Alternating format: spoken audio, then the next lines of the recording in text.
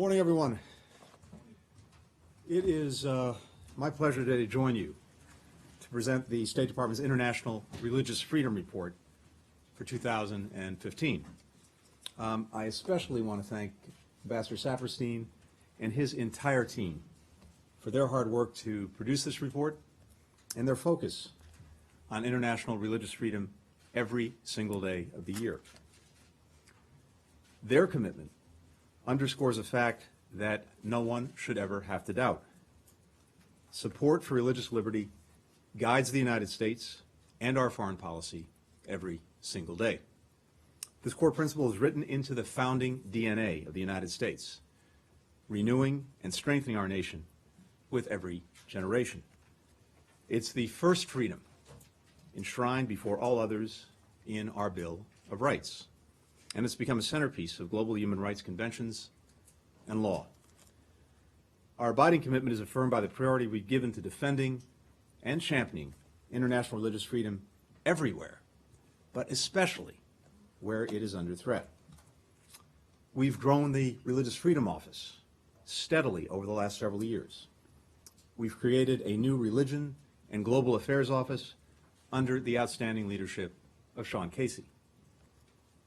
Put that together, and that makes 50 full-time State Department personnel focused entirely on religious freedom and the role of religion in foreign affairs, working closely with 199 Foreign Service officers in our embassies and consulates across the globe to produce the report that we're putting out today.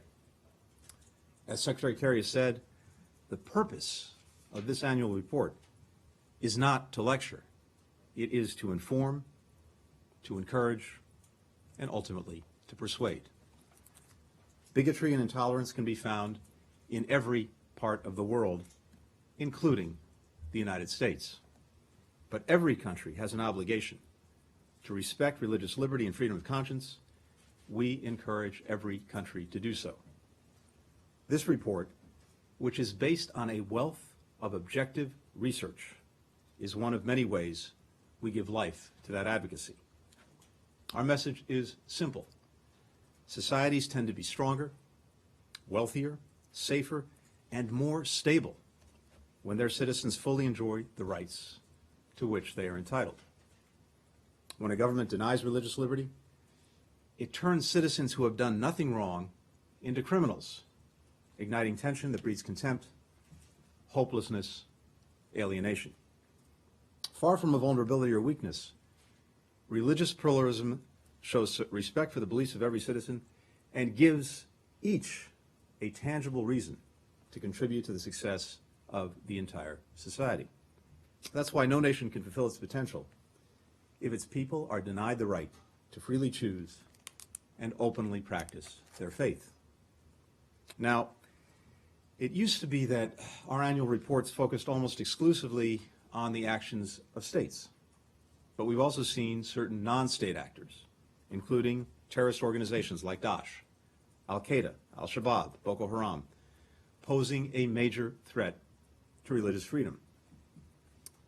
There is, after all, no more egregious form of discrimination than separating out the followers of one religion from another, whether in a village, on a bus, in a classroom, with the intent of murdering or enslaving the members of a particular group.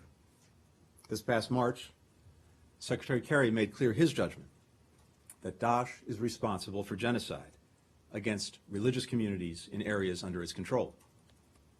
Daesh kills Yazidis because they are Yazidi, Christians because they are Christian, Shia Muslim because they are Shia. Daesh is also responsible for crimes against humanity and ethnic cleansing directed at these same groups, and in some cases also against Sunni Muslims, Kurds, other minorities. They've not only killed, they've sought to erase the memory of those they've killed, destroying centuries-old religious cultural sites.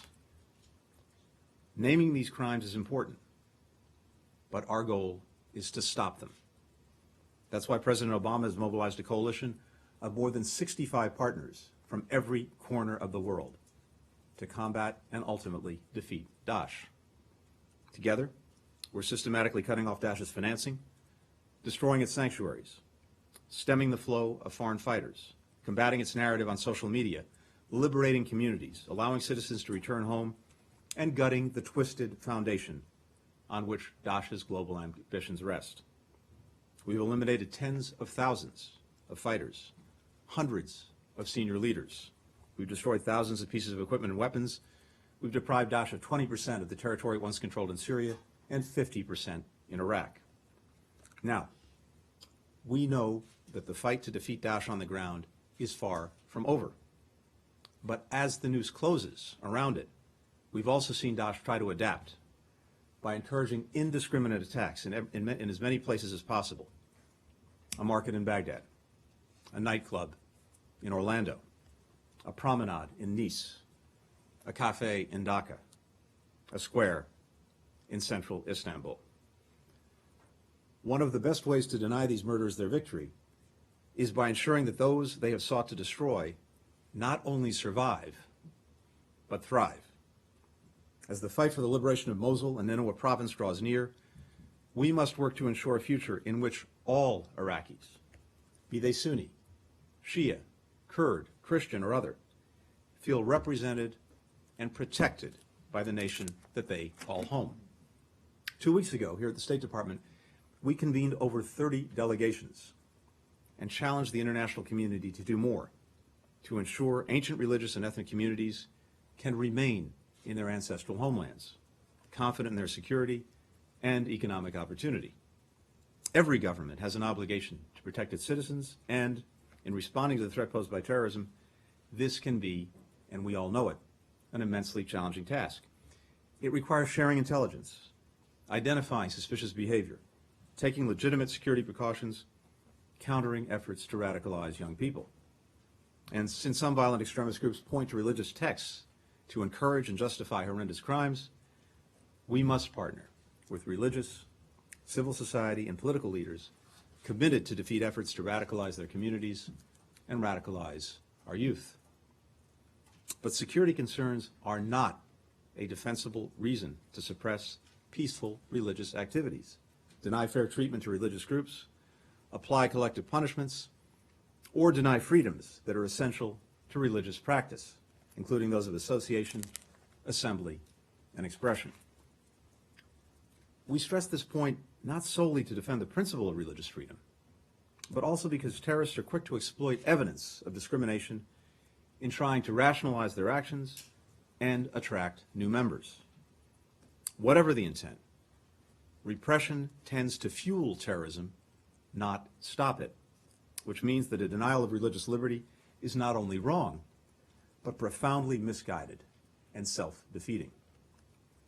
As a tool for learning and improvement, this report also holds up countries in which progress to religious freedom is being made. And let me just cite one example, Vietnam.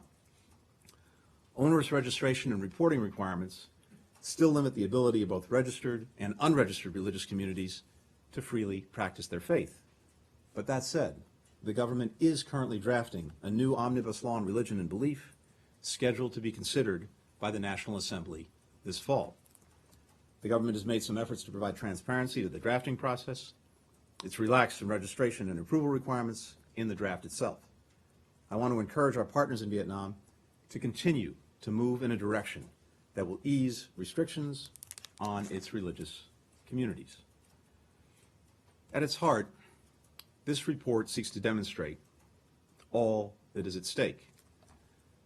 We believe so strongly in international religious freedom for all because it's something we value very deeply for ourselves as Americans. 50 or 100 years ago, if you asked an expert, what constitutes the wealth of a nation? You'd probably hear that it's the expanse of the nation's landmass, the size of its population, the strength of its military, the abundance of its natural resources. And all those things still matter. They make a difference. And the United States happens to be blessed with many of them.